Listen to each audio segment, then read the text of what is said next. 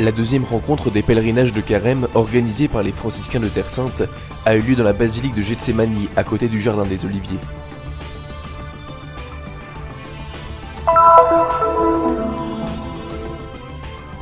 D'Alep à Jérusalem, plusieurs fidèles, catholiques et d'autres religions se sont rassemblés dans des initiatives de prière pour la paix.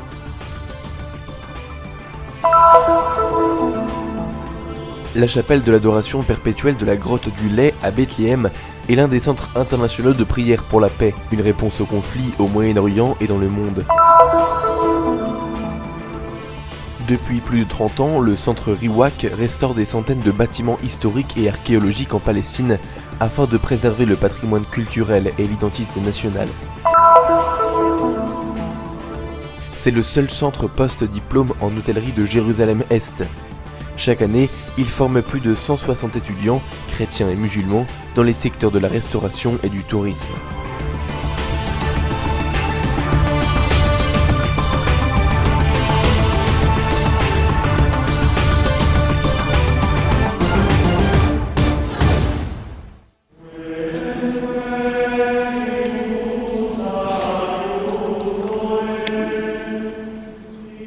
Le mont des Oliviers est sacré pour les chrétiens depuis les premiers siècles.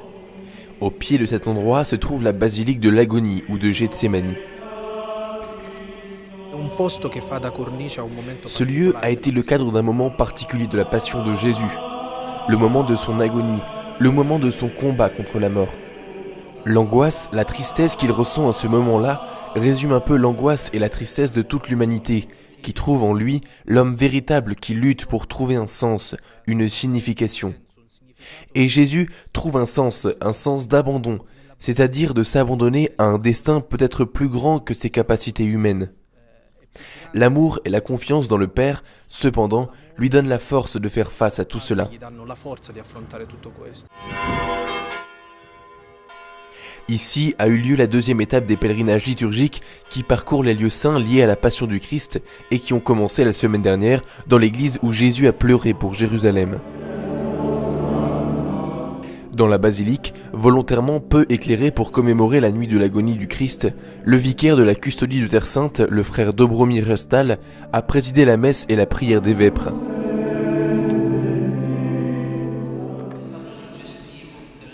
L'homélie a été faite par le père Luigi Maria Epicocco.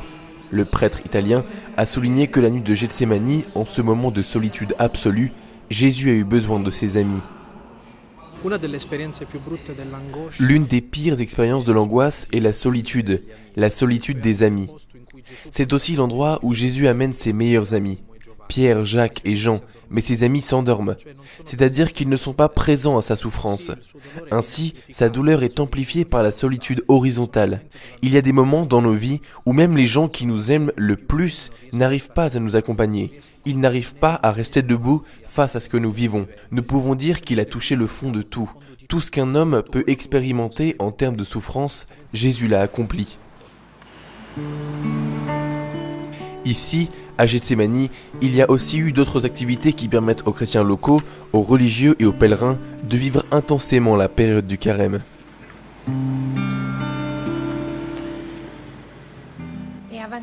L'une de ces initiatives est l'heure sainte, qui a lieu dans la nuit du jeudi, durant laquelle les participants peuvent faire l'adoration eucharistique en préparation pour Pâques.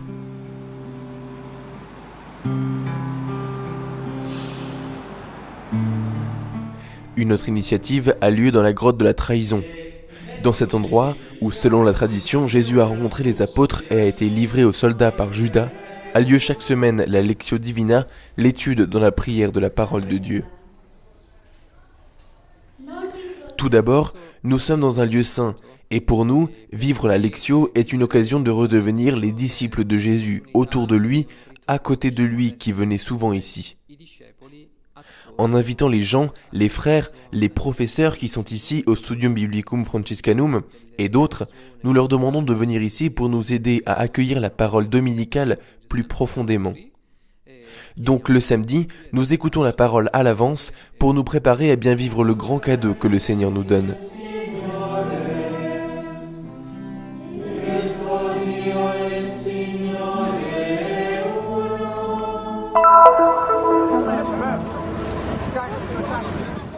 Le drame de la guerre civile en Syrie s'est intensifié le mois dernier, notamment dans la ville de Ghouta, située à 20 km de Damas. Récemment, le prêtre salésien d'Alep, le père Mounir Anachi, a diffusé un message disant que les 7 dernières années de guerre ont été difficiles, mais que ces jours-ci, la situation est encore plus pénible. Le franciscain, curé d'Alep, le frère Ibrahim Al-Saba, nous parle de la situation actuelle. Nous n'avons pas encore la paix, même pas à Alep. Hier, il y a encore eu beaucoup de bombardements sur les civils dans l'ouest de la ville, et cette fois encore, nous avons compté beaucoup de morts et de blessés.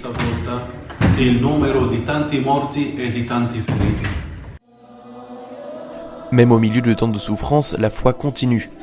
Dans la paroisse de Saint-François d'Alep, par exemple, le frère Ibrahim a célébré plusieurs messes pour les enfants en faveur de la paix.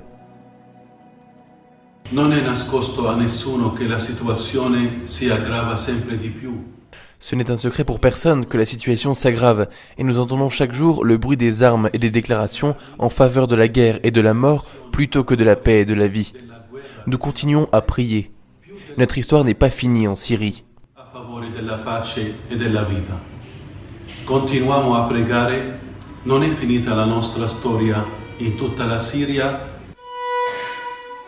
Face à la complexité de la situation en Syrie, des initiatives qui stimulent notre espérance surgissent partout dans le monde. Ici, à Jérusalem, par exemple, des représentants de différentes religions prient ensemble pour la paix.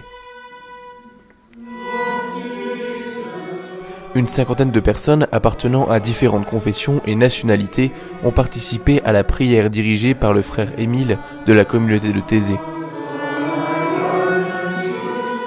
Le moment, marqué par des temps de silence, de prière et de chants en plusieurs langues, a eu lieu dans la chapelle de l'Institut œcuménique Tantour.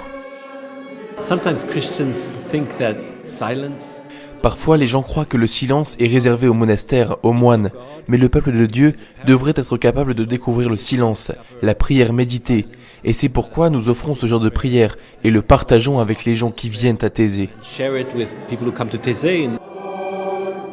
Il existe des différences entre les participants, mais ce qui les unit l'emporte. Le désir d'élever à Dieu des supplications pour la paix mondiale. I think that we spend so much time praying on our own separately. Je pense que nous passons tellement de temps à prier seuls, séparément, et que nous n'avons pas assez d'occasions pour prier ensemble. Et nous en avons besoin. Nous devons nous écouter, prier les uns et les autres. Nous devons nous asseoir à côté de quelqu'un. J'ai besoin d'autres personnes. We need to sit next to each other. I need the other people here.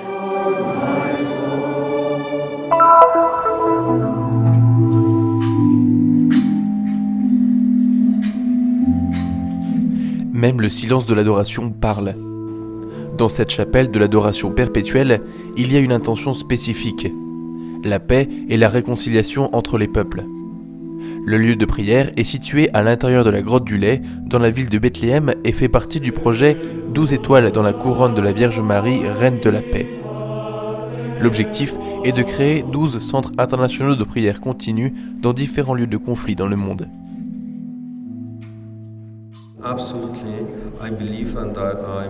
Je crois que le seul moyen de parvenir à la paix au Moyen-Orient et dans le monde entier est la paix dans nos cœurs, et il y a déjà de nombreuses actions et prières pour construire la paix. Ici, les religieuses prient chaque jour pour la Syrie et d'autres lieux de conflit. Il est important que les gens participent à ce mouvement. Nous invitons tout le monde à venir ici et nous espérons que lorsqu'ils viendront à Bethléem, les pèlerins en Terre Sainte pourront visiter aussi cette chapelle et prier pour la paix.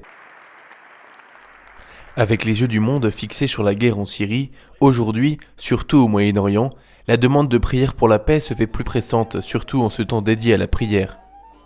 Un exemple est la récente invitation du pape François, adressée aux chrétiens et aux non-chrétiens, à une journée spéciale de prière et de jeûne pour la paix le 23 février, ou même les 24 heures pour le Seigneur les 9 et 10 mars.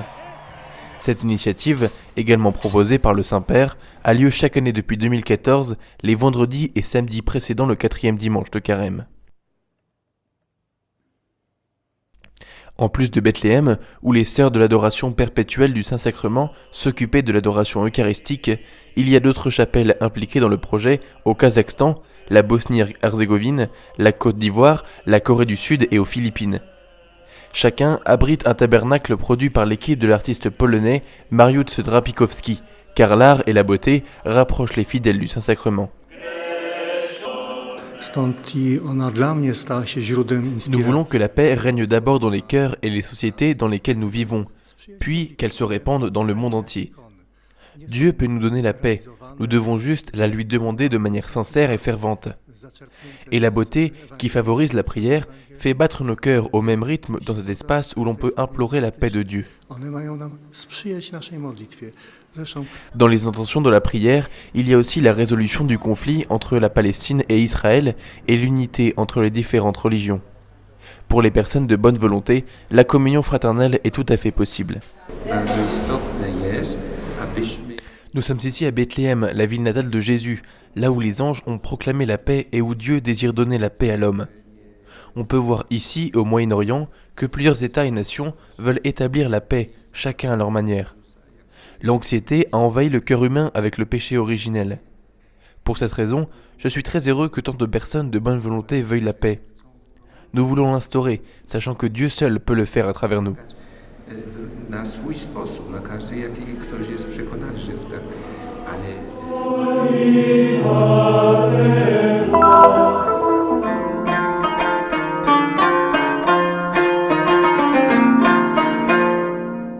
Le centre Riwak a été fondé à Ramallah en 1991 dans le but de recenser et de restaurer les bâtiments historiques en Palestine, de les protéger, de préserver leur mémoire collective et leur identité nationale.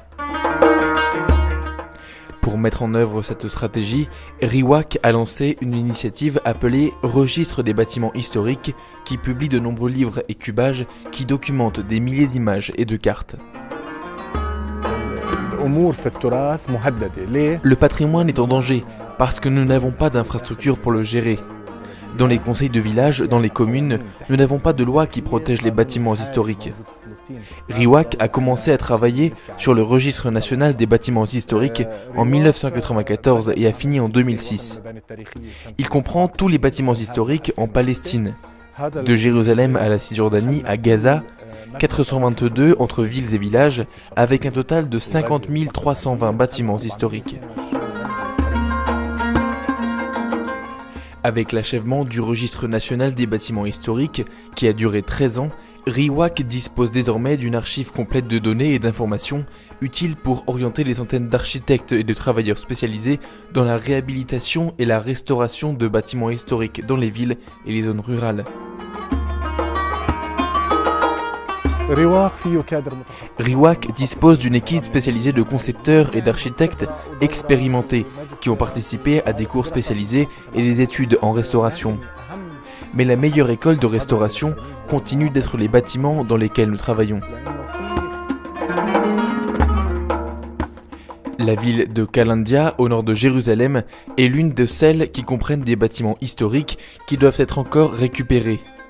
Un exemple, son quartier archéologique d'Al-Kakieh, utilisé à des fins sociales, était auparavant délaissé et sur le point de s'effondrer. Lors de notre visite dans la petite ville de 1700 habitants, l'architecte de Riwak, Aya Tahan, a parlé de l'importance de préserver ce quartier et de lui donner une nouvelle vie.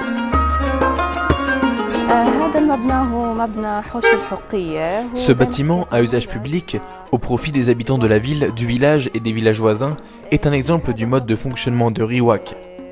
L'objectif est de créer un environnement culturel et social adapté pour changer les opinions des gens sur les bâtiments anciens.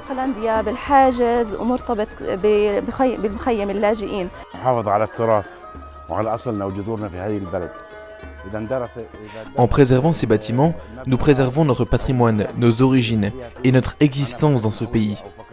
Si nous perdons ce bâtiment et d'autres bâtiments similaires, nous perdons notre héritage et notre identité.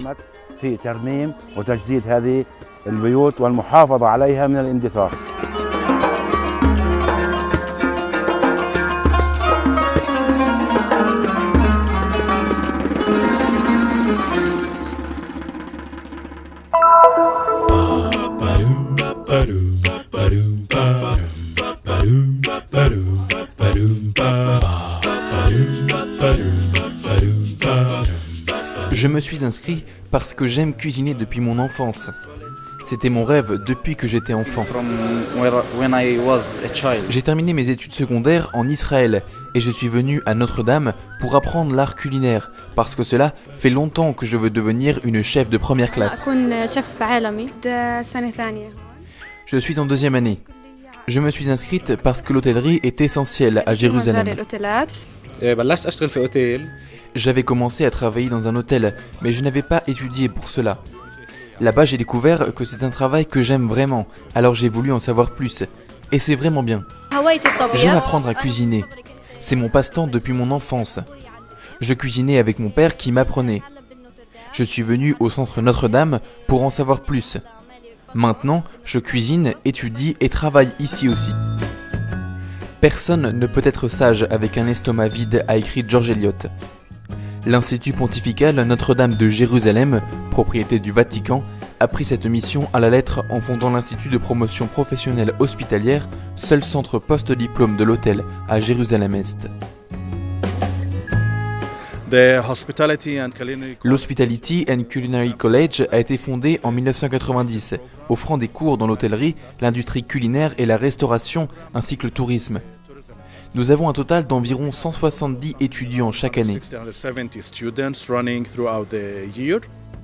Ils peuvent choisir entre 3 différents programmes de 2 ans, en plus d'un après-midi de cours pratiques condensés en un semestre.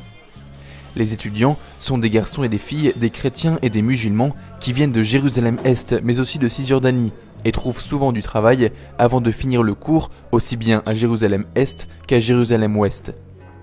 Petit pas d'une intégration qui se réalise par des actes et pas seulement en paroles, en accord avec la mission de l'Institut Notre-Dame. Dès le début, ce n'était pas seulement un endroit pour les pèlerins, mais on y trouvait cette activité de formation pour la communauté locale. Pensant qu'en aidant les jeunes de la Terre Sainte, nous aiderions toute la communauté, et donc nous les aidions à trouver un travail, à s'entraîner.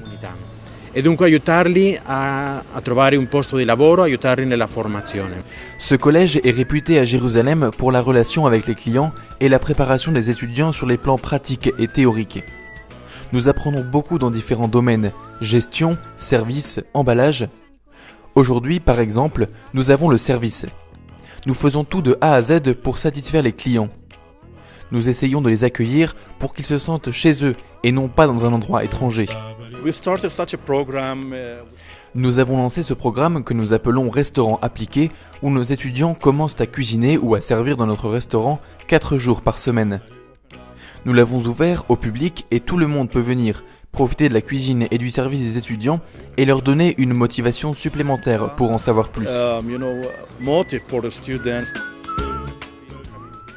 Je viens ici depuis 2017 et je n'ai jamais été déçu. La qualité est excellente et ici, vous avez l'opportunité de rencontrer et d'encourager les étudiants du pays. Du lundi au mercredi, les clients peuvent choisir parmi un menu, tandis que le jeudi, ils peuvent profiter d'un buffet thématique préparé et servi par les étudiants. Le premier pas vers la sagesse est garanti.